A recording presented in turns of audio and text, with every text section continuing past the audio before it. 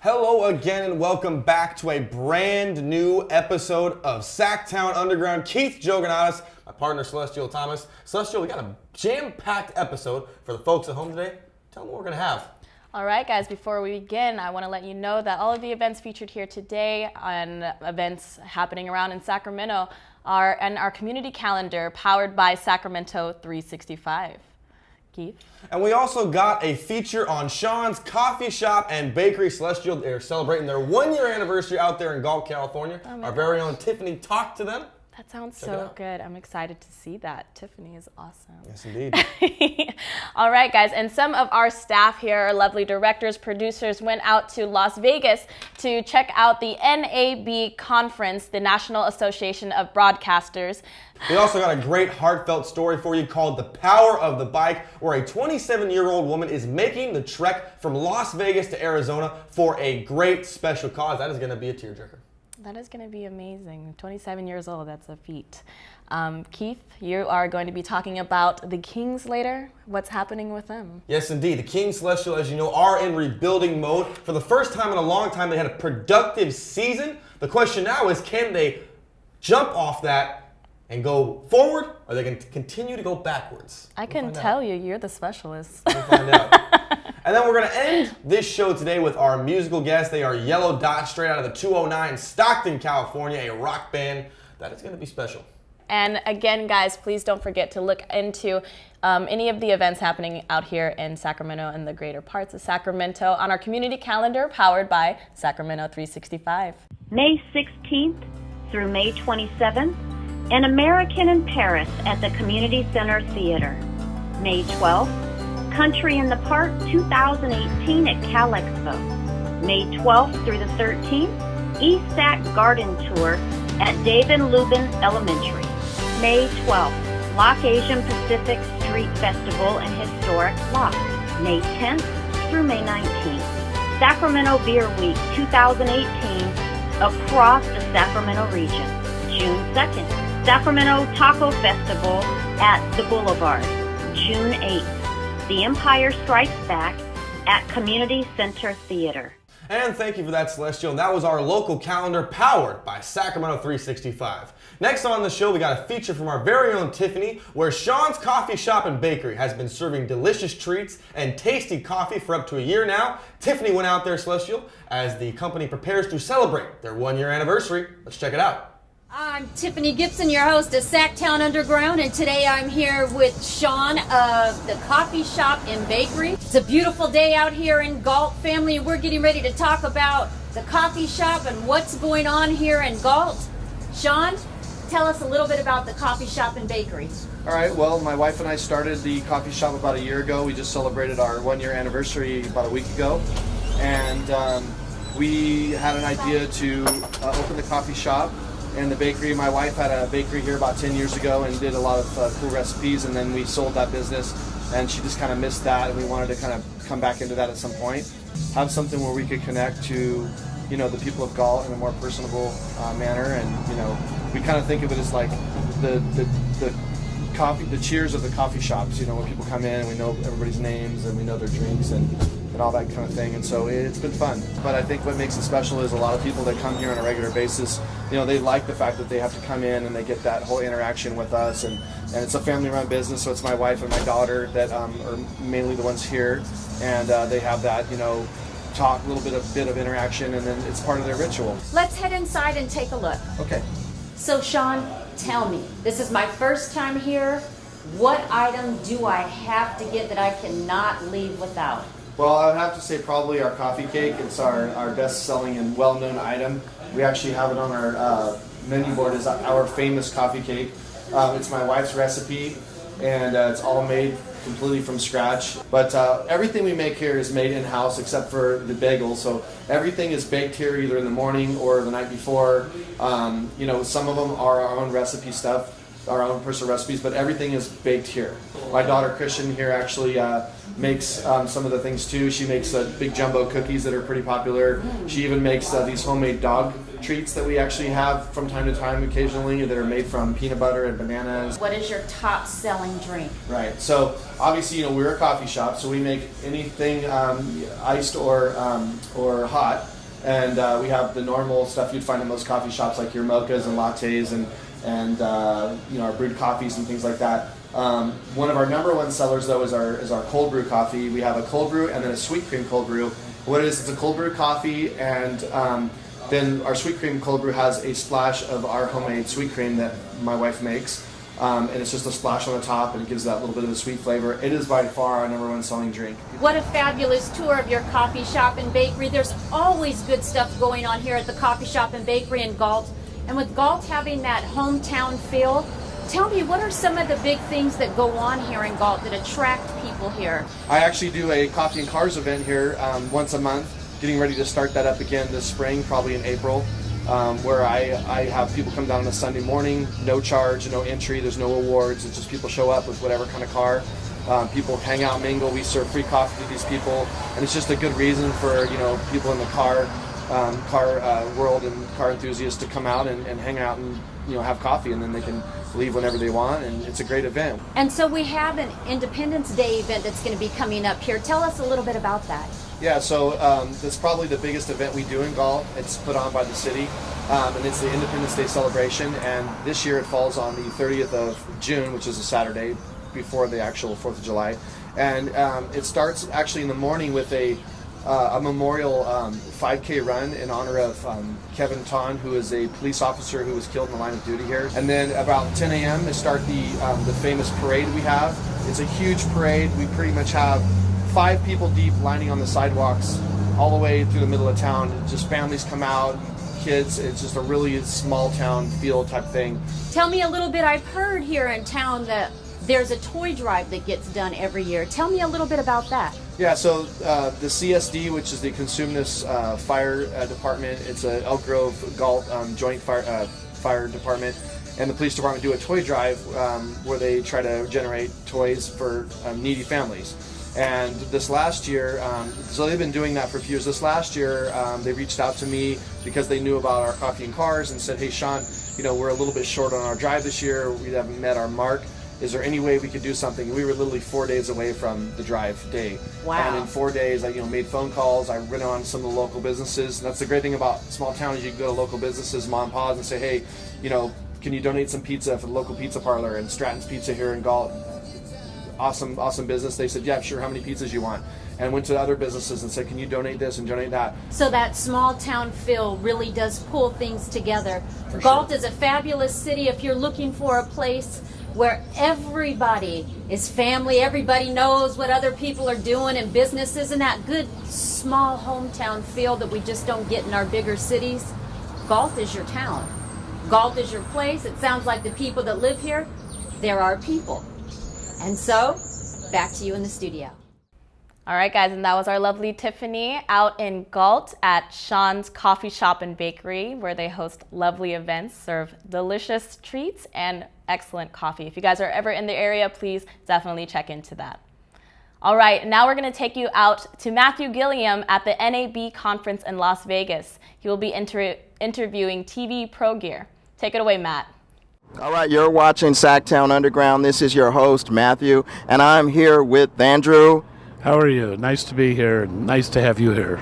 Well, it's nice to be here. We're here with Old Familiar here. We're here with the Access Sacramento mobile TV truck here, and this thing is fantastic. It is a mobile television studio on wheels, and guess what? Andrew's company, TV Pro Gear, is the ones that built it. Andrew, can you tell us a little bit about the truck and why it is so magnificent?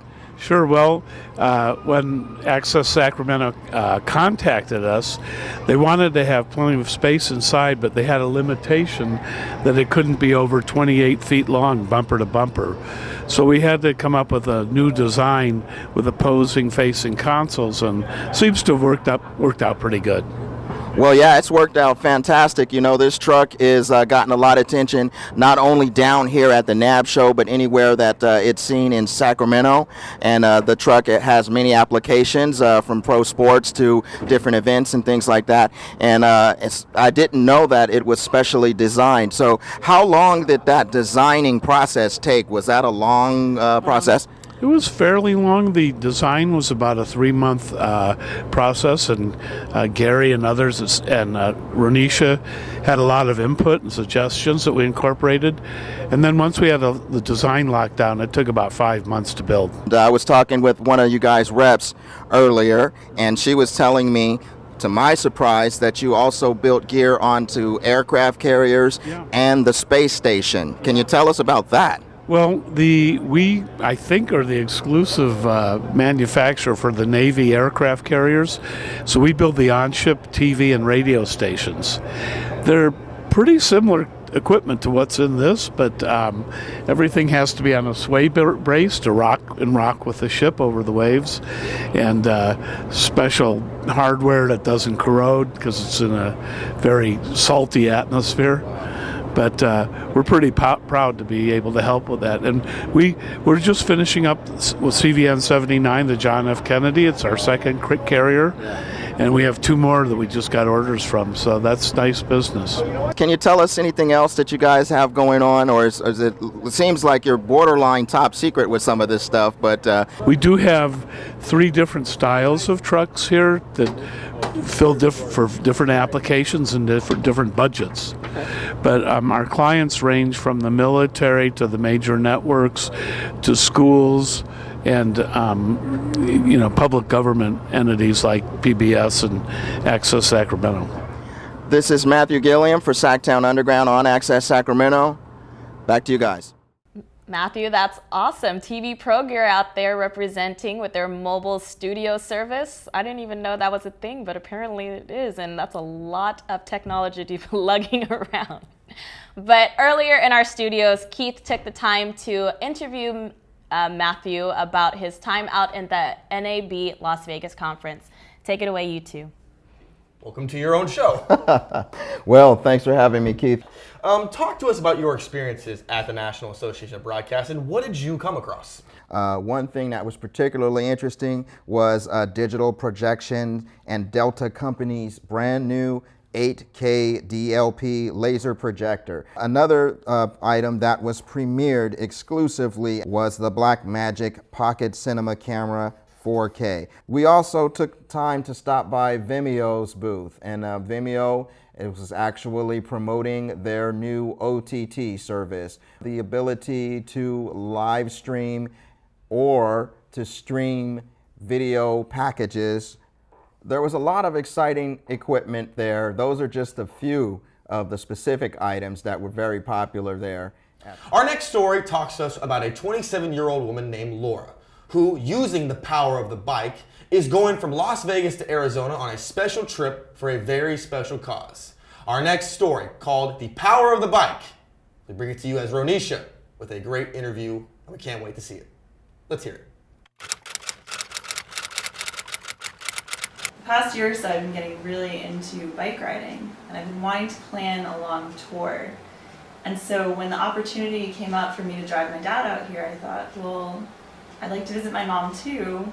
What if I turn this into an adventure for myself and throw my bike in the back of my dad's U-Haul and come out here and then bike out to visit my mom? And so as soon as I got that idea, I got on the internet, I started planning out routes, I got on Google Maps and saw if this was something that would be possible to do. And it became a reality. So I've actually had my bike for a few years now, but I haven't done any big trips with it. But I've been interested in the idea of bike packing. There's this sort of whole online community and culture of bike packing and people that do these long trips, or it's also called bike touring, just having everything you need on your bike and going off and just doing it.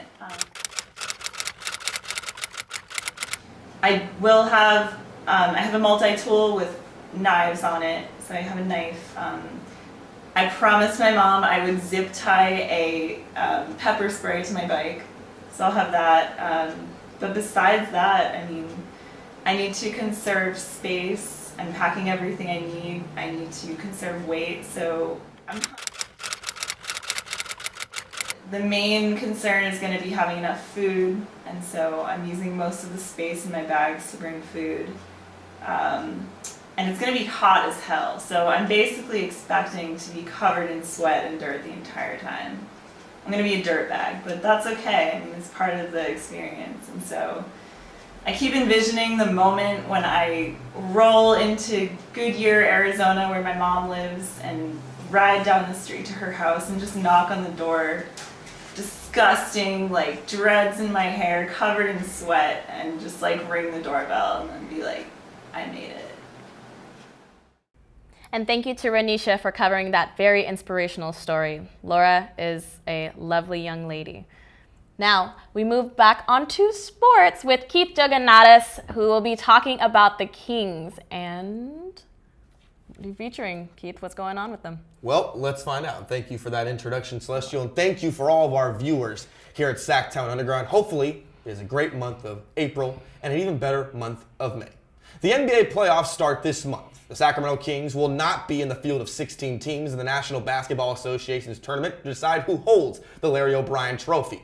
For 12 straight years, the Sacramento Kings have been in a tailspin. Bad front office, bad coaching, bad draft picks, and just overall bad basketball put the team into a tailspin. It has been an insult to any season ticket holder member who has shed $1 watching this team.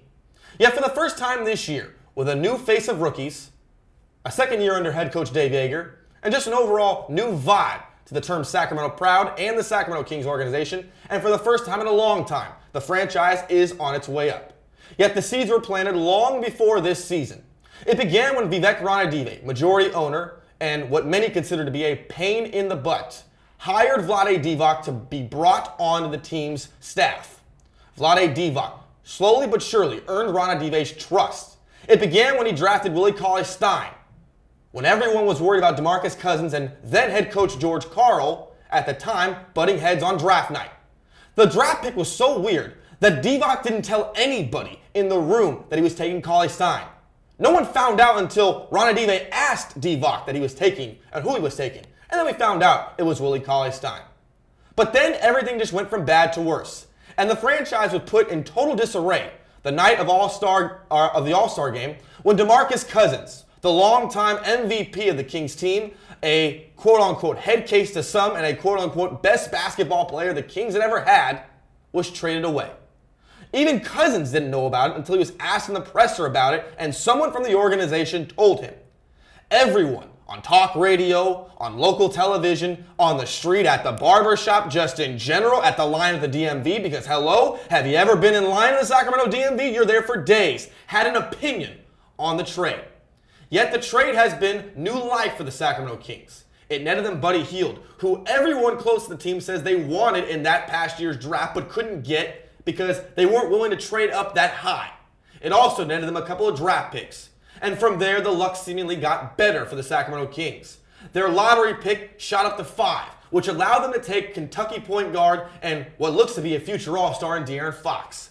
They then were able to net way more rookies than anyone could ever imagine. Frank Mason in the second round. Before that, Justin Jackson in the first round. And even before that, they got Harry Giles. So the first time in a while, the Sacramento Kings actually had some signs of life. Yes, this year there were blowouts. Yes, this year there were buzzer beater wins from De'Aaron Fox. But what does it all mean if the Kings cannot leap off this into what looks to be a new era of proud? Fans have waited 10 plus years for a rebuild. So don't expect them to try to jump on board this whole new era of proud situation. Many still question Divac's ability as a majority general manager. And many still think that he's not fit for the job. Even Divac himself said that after the Cousins trade, if the team wasn't in a better spot in 2 years, he would leave the office. Time's ticking, and Divac knows that. But if Vlade Divac somehow is not only able to get the Kings back on track, but to get them back in the playoffs for the first time in 10 plus years, how do we judge his legacy? He already is the greatest team captain in the history of Sacramento Kings basketball. But what if Divac as a general manager in the second phase of his life and in the second phase of his career of the Sacramento Kings organization is able to turn the tide. Does that make him the greatest Sacramento Kings player of all time? Does it at least make him top 5, top 10? Or do we just, I don't know, classify him as a player and him as a general manager as two different beings? Only time will tell.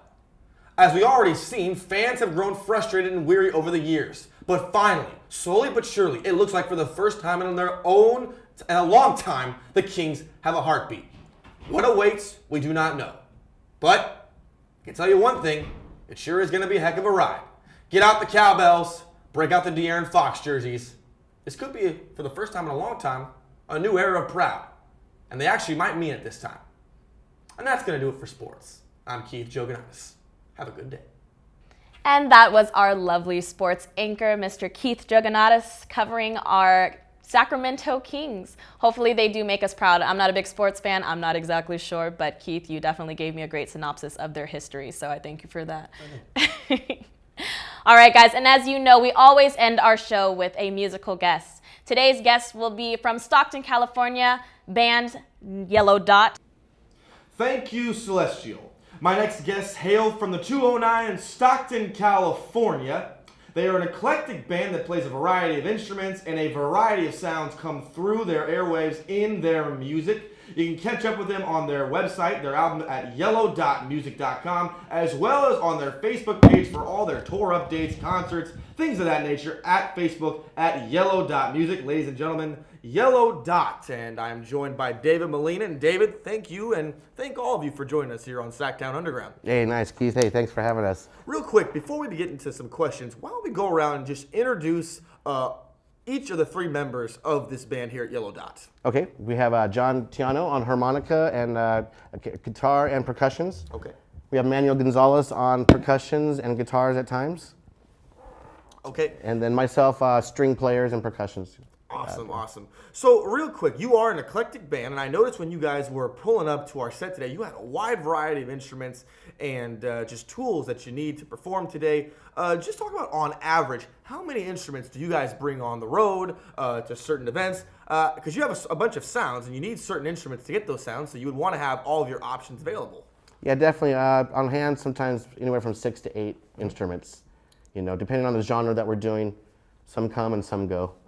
Okay, interesting. So real quick, why don't we talk about how this whole thing started? You told me this dates back to about 2005, 2006 when you were meeting all these people. Just how did Yellow Dot come about? Just a lot of local musicians. We all intertwine ourselves anyways, and so I just wanted to kind of head a project of improv music, of world music, jam band, electronica.